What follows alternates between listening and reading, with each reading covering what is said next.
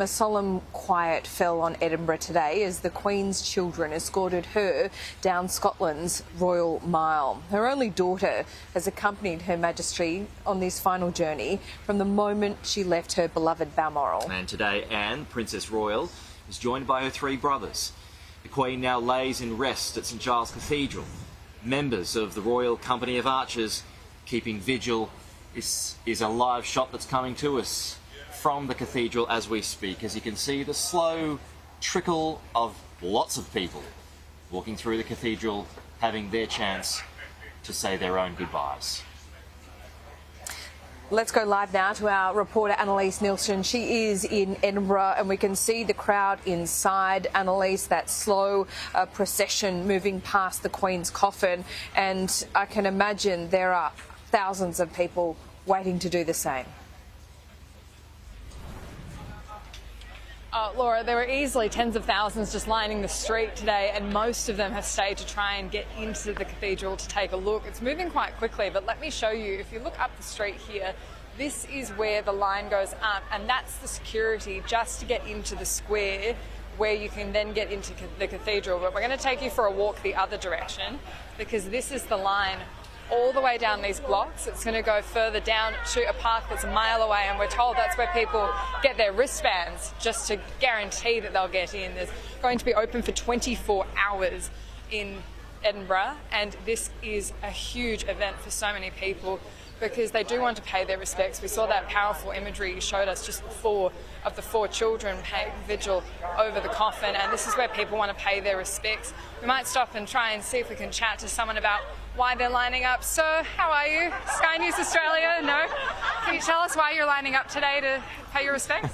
Just would love to see the Queen. I was born the year of her coronation, so she's been in my life since forever. So it just seems right that we go and pay our respects to her. Lovely lady. And what did you think of the procession so far today?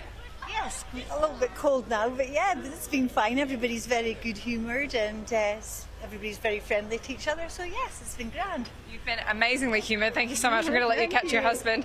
This has just really changed so much of the tone when we were on the parade route this morning. Sorry, I shouldn't even call it a parade route. When we were on the Royal Mile today where the procession went through, it was so sombre. You could hear a pin drop in the city because there was just that heavy feeling of grief. This has turned into just that feeling that they're here marking an historic occasion. They're celebrating the life of a queen that they love, and this is a huge sense of community, especially for Scotland. We've talked so much about what the Queen meant to Scotland, what Scotland meant to the Queen, and this is so many people paying their personal respects. We might try and grab someone else. Sir, why are you here paying your respects today? Sorry? Why are you here paying your respects today? Well, we joined thousands of others to pay our respects to the Queen. Why would we not? She served us. We need to pay our respects to her. And what do you think the Queen means to Scotland? I think for the normal people, she was for the people, and she gave her life in devotion to her country, not just England, not just Scotland, but countries in the Commonwealth. So we're really grateful, and we want to show our gratitude, really. It's the only way we can. Well said, thank you.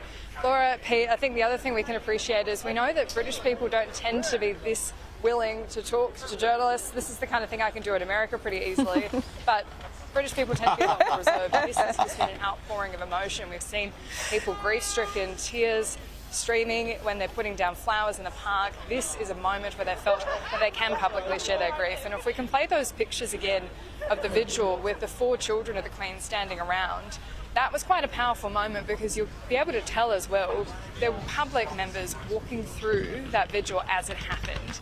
And that was just feet away from the King of England, his siblings, and it was a really powerful moment where you could see that really raw grief. So this is quite an extraordinary thing to be happening in the middle of Edinburgh. Look at this. Look at this. Yeah. What have you got to say? Brilliant day it's been. Yeah? Really good. God save the King. It's been a great day so far. Thank you. Brilliant day. Just You know, there was a lot of sentiment in Scotland about wanting to leave the United Kingdom. Do you think that's going to die off a bit? No, definitely not. No. So you think they're going to support the King, sorry, is what you're saying? No. Okay, no, No, okay. I don't think they will, no. Really? No, Wow. no, I don't. No. So what's so special? I think why would you say that? We just want our own independence. Yeah? I think now the Queen's dead, it'll not be the same. Fair enough. But you're paying your respects to the Queen nonetheless. Yes, well, I was in the army, so she was my boss. Yeah. So. There you go.